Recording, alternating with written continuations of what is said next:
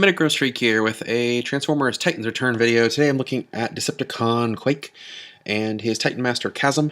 I haven't done a deluxe class Titans Return figure, so I figured I should do one of those. I plan on getting a hot rod so I can compare the Titans Return hot rod with the Power of the Primes hot rod, and if I can find it in a store, I'll buy Perceptor, but I don't plan on buying it online. Quake, according to his bio, it says Chasm, which is the headmaster, opens portals that displaces enemies and objects. Decepticon Quake can unleash his seismic attacks and use the power of Chasm to swallow Autobots into a teleportation abyss. So, I mean, yeah, he stomps really hard to make earthquakes, and he can teleport, and we can use them together to, I guess, make a teleport trap hole kind of thing. That's kind of interesting. Quake is based on his G1 counterpart. In G1, he was basically kind of a berserker type figure who would often be attacking his own teammates and basically had to be told whether or not to shoot Autobots or Decepticons. So kind of a weird character in the Transformers canon. He transforms into kind of this weird futuristic caterpillar tank. I mostly just kind of like him for his head sculpt, and I like him for his color scheme because he's got that dark gray and kind of like this reddish burgundy that I kind of like. So yeah, let's pop him open and take a look. Here's Chasm. He has kind of a Quake-like head for his head sculpt, but other than that, he is a fairly standard Titan Master. He plugs in just like all Titan Masters and I guess technically Prime Masters now do to the head points. He has a ball joint for the head. This is Quake. He's got some interesting articulation. A lot more articulation than I thought for a deluxe class.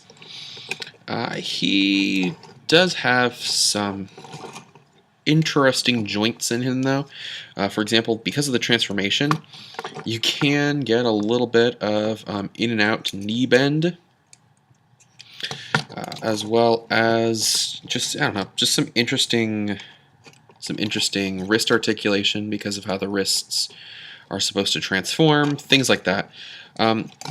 As you can see right now, his cannon is on his back, and it has a kind of like this slide that goes, basically angles up so he can have his gun going over his shoulder.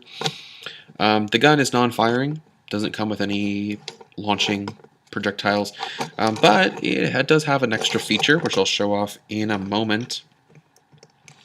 I would say that, here's his backside. As you can see, he's got the vehicle canopy on his back. In the package, I was kind of having buyer's remorse. Out of package, he's not as bad as I thought he would be, though I'm still going to take some time to take a look at him.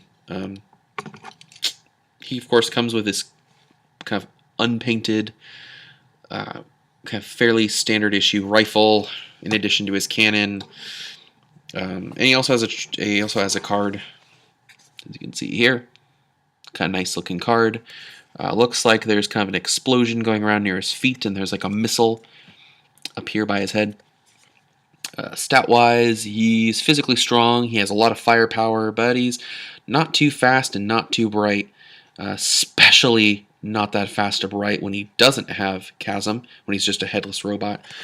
So, I don't know. Not terrible. Definitely not one of my favorite molds for a deluxe class or warrior class, but he's not all that bad. Here we go. For comparison, here he is with War for Cybertron, Soundwave.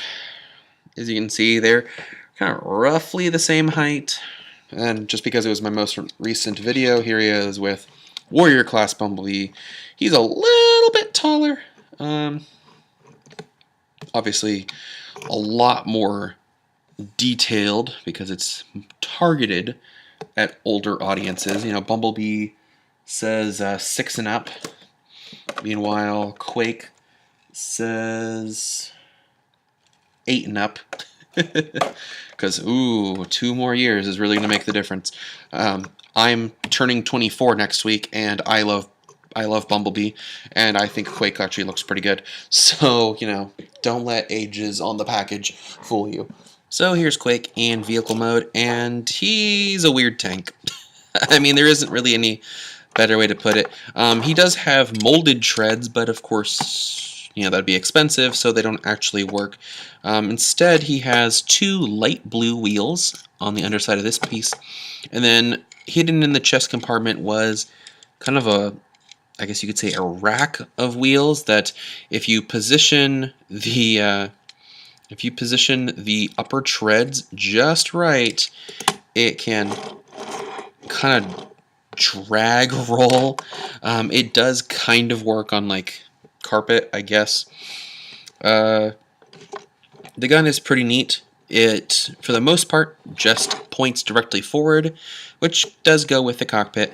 But if you want to point in other directions, the piece that brings it up in robot mode can bring it up to point. You can, of course, even do like artillery gun by pointing straight up. There are little tiny plugs on basically the front and on the back here that you can plug Titan Master feet into. I always have trouble with Titan Master feet plugging into things, so I'm not going to display that. However, I will take Chasm and show the 2 different cockpits he can hang out in. One is the obvious one here on the front, and it of course closes with it can close with him in it. But there we go. Well, there's one cockpit. The other one I really like is kind of a hidden cockpit. Over here on the turret, you can do it regardless of whether it's up or down, but I'm rotating it up so you can see a little bit better. You can take this back piece, and I really think this is cool. You can lift it up to open it up like a cockpit. If you have it like this, you can see a Titan Master inside, and in addition, there are little pegs on the inside of this little scoop that you can plug another Titan Master into, so you can have 1, 2, 3, 4, 5 Titan Masters, 6, 7. You can have 7 Titan Masters on this one vehicle, which is actually kind of cool storage-wise. If you just have a bunch of Titan Masters that you need help storing for some reason.